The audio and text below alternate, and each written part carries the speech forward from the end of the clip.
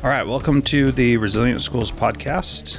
We are here live at the SDAC Bridging to Resilience Conference, and one of the cool things they do at this conference is they do these stories of hope. And today we're going to talk with Katelyn, who's one of the students who was sharing her story, and it was really powerful hearing her share what she's been through and how she managed things and all that. So, Katelyn, welcome and thanks for being here. First of all.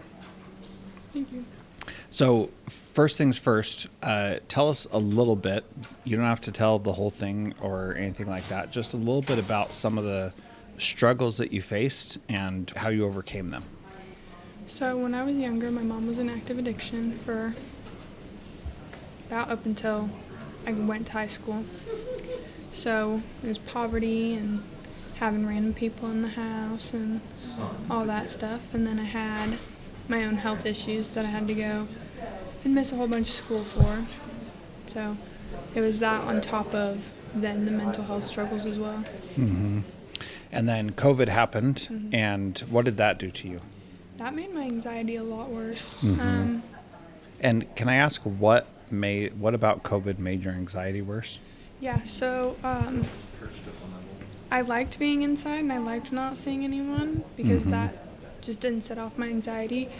But since I wasn't being exposed to all these people and all these situations, I kind of got used to that. So then once I started needing to go out and experiencing these things again, it didn't really feel great.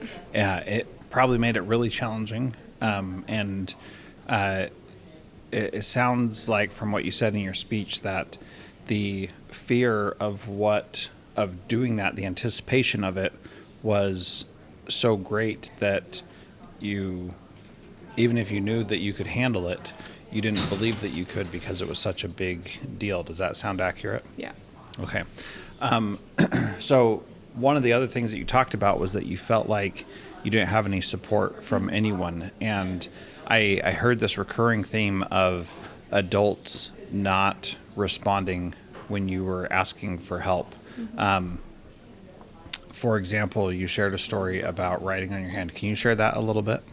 Yeah, I was in an abusive situation at home, and I didn't feel like I could say it out loud. So I wrote it on my hand, hoping that someone at the school would see it and report it. Didn't really go to plan, but... What do you mean when you say it didn't go to plan, Katelyn? Well, a teacher did see it, and they just told me to not write on my hand at school. So it was just... I think I kind of slipped through the cracks in those ways. It's like, could have been, but it wasn't. Yeah. And so did you feel like you were basically not being seen? Yes. And so what did that feel like when the teacher saw it on your hand, said, go wash your hands, don't write on yourself? What was going through your mind at that time? I just felt like I had no hope. I felt like someone that could have done something about it had seen it, so I thought that meant nothing could be done about it, and it just was the way it was. Yeah. That you're basically stuck in that situation. Yeah. So did you think did you have any thoughts like maybe she didn't read it, maybe she just saw scribbles and then said go wash your hands or don't write on yourself? Did you have any of those thoughts, or did you just think nobody cares and I'm unseen? I did question it a little bit, but the more that I think back on it, the longer I remember her staying there and looking at it. And it was pretty big. Yeah. So, Yeah. I don't know. So, yeah, I mean, you don't know what she was thinking, right? And there's no way to know that. But the reality is you were making a cry for help and it fell on deaf ears. And rather than getting support, you were told to not write on yourself anymore, when that was the only way you could communicate the struggle that you were facing. So it sounds like you're in a pretty deep, dark pit. How did you overcome that, and what made that possible for you? Well, it was really the support of all the people from my school. I just, even with my mom, she didn't really understand it, so, and I couldn't really blame her. We were in poverty and she was working all the time, so I just had to start showing up at the school that I go to now and just being surrounded by people who understand what I'm going through.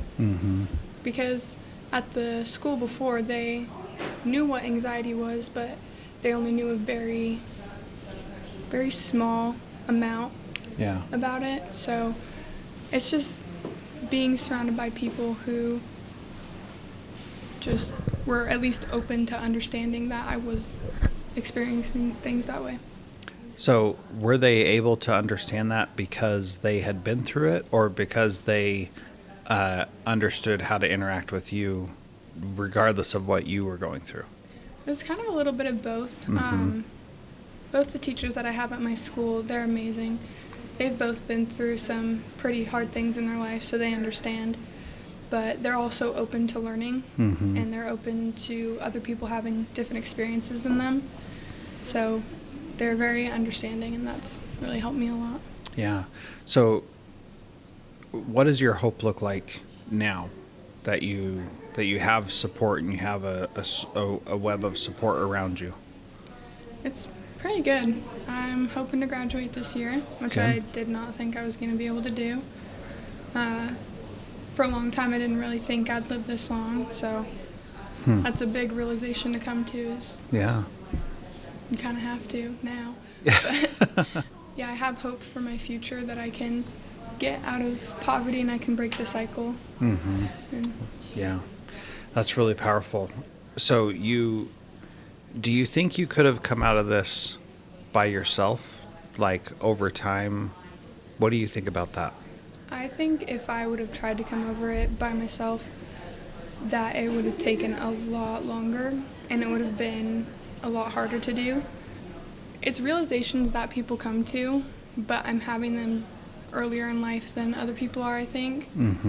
And being surrounded by all these other people my age that have gone through either similar situations or they have their own stories, it's taught me to be really empathetic and that I don't know everything about everyone. So you said something really key, that you've been through things and experienced things a lot earlier in life than other people have. Do you feel like, man, I was just a kid, I shouldn't have had to go through those things? Or do you feel like this is a gift or an opportunity that you've been able to go through them? What's your perspective on that right now?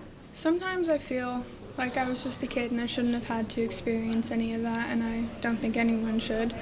But I've been working in therapy actually with my therapist, and she says that you can't change the past, but you can learn and grow from it. So I'm just trying to take anything that I can from my past that will help me understand and go through life being more empathetic and helpful to people who are experiencing things that I did. Yeah, okay. So what are your hopes for the future? What are your career or life aspirations? I'm not too sure. I really like psychology right now, so I'm thinking about doing something like that. But I've also always wanted to work with kids and helping families. So there's a lot of careers that I want to look into more before I decide, but something with helping people has been my dream for a while. Yeah, interesting. And what is driving that dream? Is it you not getting the support you need and wanting to be the support, or is it you seeing that you now have support and saying, wow, that's really powerful, I want to do that for others? What do you think that is? I think it's both, because I didn't have that support when I was younger, and now I feel like I would be able to give that support to kids. And I feel like if I would have gotten that support when I was younger, maybe I wouldn't have struggled with things as much. So yeah, just wanting to help people so that they don't have to go through the same things that I did and slip through the cracks. Yeah. Well, that was really powerful. Thank you, Katelyn, for your time and for sharing your story with all these adults and with the audience here on Resilient Schools. Thanks for being here. Thank you.